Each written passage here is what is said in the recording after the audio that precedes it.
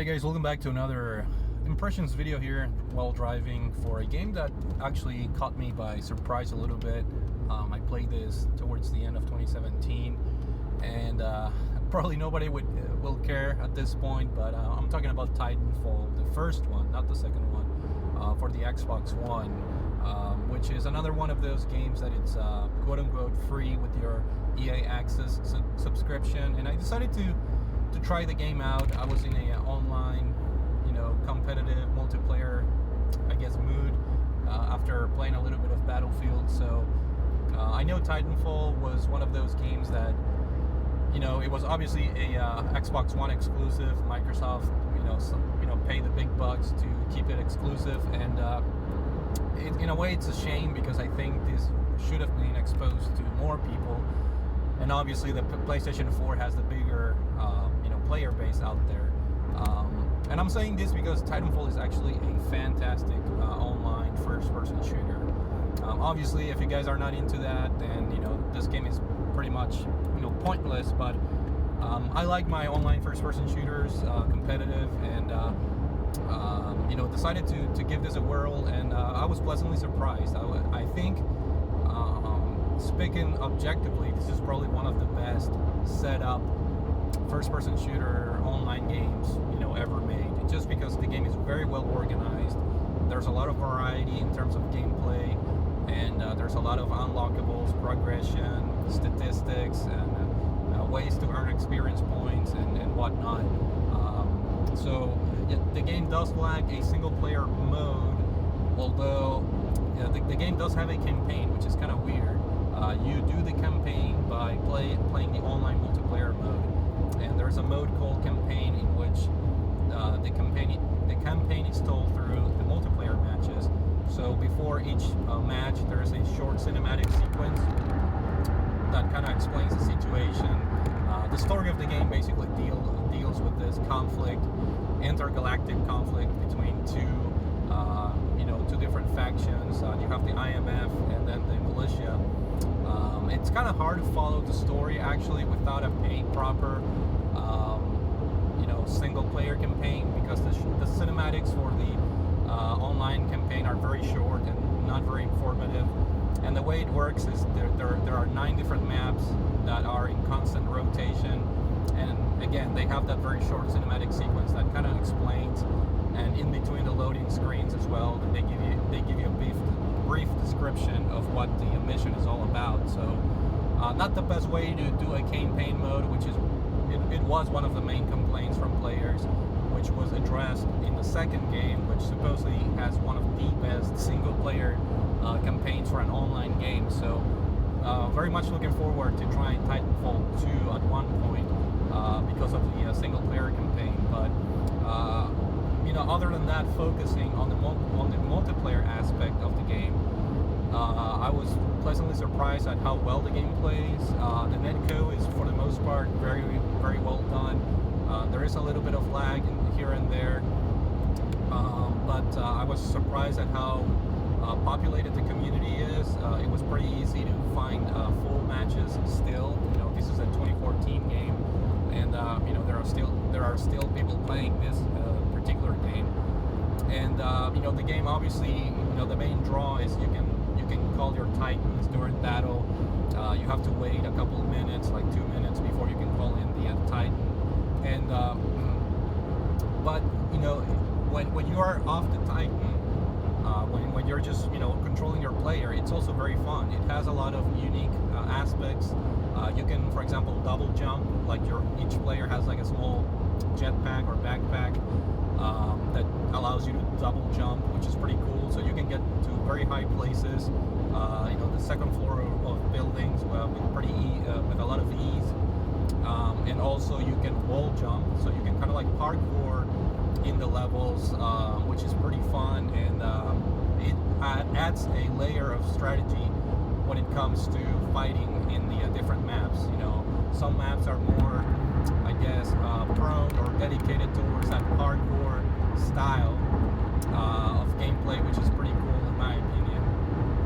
And to be honest, you'll probably spend most of the time playing as a player, unless you're in a really good team and you protect each other's titans, and you're able to hold the titan for the rest of the match, which can happen. But once you call in the titan, again, that opens a whole layer of strategy. You're obviously stronger. You have stronger weapons, and depending on the titan, you have different loadouts. Same thing with the player. There are a lot of unlockable weapons, ranging from handguns to smart handguns that auto-lock on the target, which are pretty used, especially if you have enemies that are pretty sneaky doing the double jumps and the parkour things. So you have smart guns, then you have your rifles, automatic rifles, semi-auto rifles, shotguns, and all the typical weapons. And as a player, you also have an anti-titan weapons. Obviously, in order to take down the titans or aid other titans in your team to take out enemy titans, which is pretty useful. You can opt to have like a rocket launcher, which is slower, or you can have a faster but less damage, like missile shooting abilities and things like that. And then once you have your titan, you can have different loadouts. Some titans are faster than others, but they have less armor and things like that. So there's a lot of strategy, and I was very pleasantly surprised at how just overall fun the game is. Also, there's a lot of game modes, but again, I just mostly dealt with the campaign, the quote-unquote campaign, which has what they call attrition, which is the main mode of the game. The team that gets to 300 attrition points first wins. And it's very interesting how you get attrition points. You get 4 points for taking out a enemy, another person online, and you get, I think, 5 or 6 points for taking down a titan. And then you get 1 point for taking out the AI. So that was something that surprised me. There are AI soldiers in the battlefield.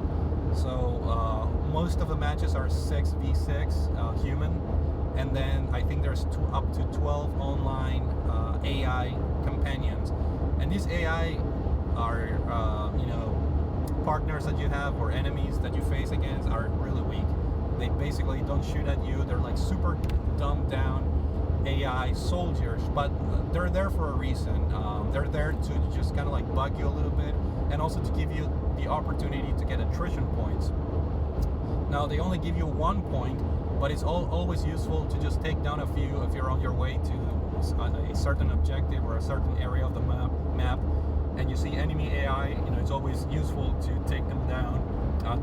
They usually bunch up in groups, so there's usually like 3 of them. So if you take 3 of them down in quick succession, you'll get plus 3 points.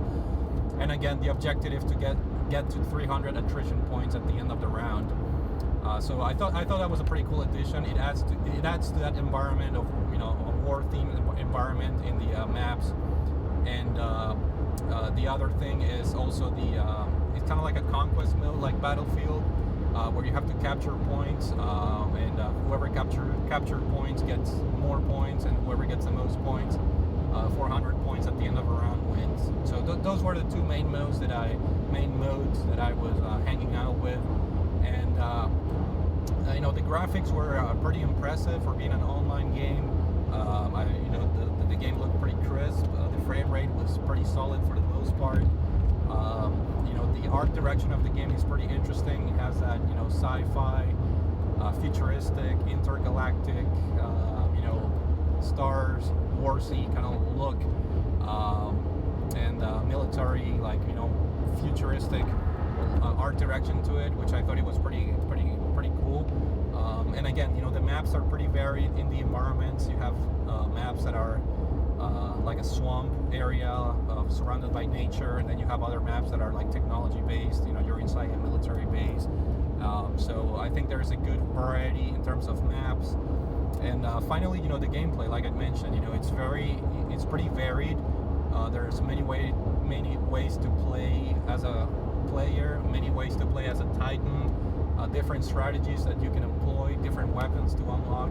And another cool thing is the unlocking system. I mean, you're always earning experience points, you're always completing challenges. So even if you're not a very good player or skilled player, you always feel like you're making progression with the game, which I think it's a pretty cool and rewarding thing for, you know, people that are not necessarily good.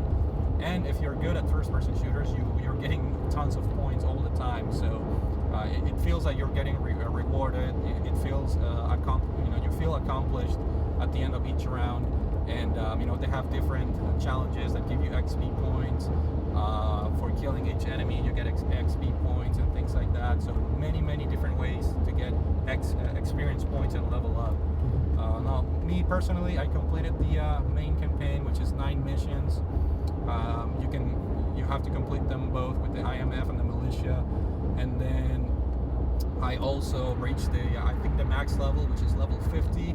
I'm not really sure if the game has some kind of prestige setting where you can reset your level. I'm assuming it does, but you know, once I reached level 50, I kind of slowed down, and I want to say I put maybe I don't know, 15 to 20 hours, which is a pretty decent amount, and I had a ton of fun with Titanfall.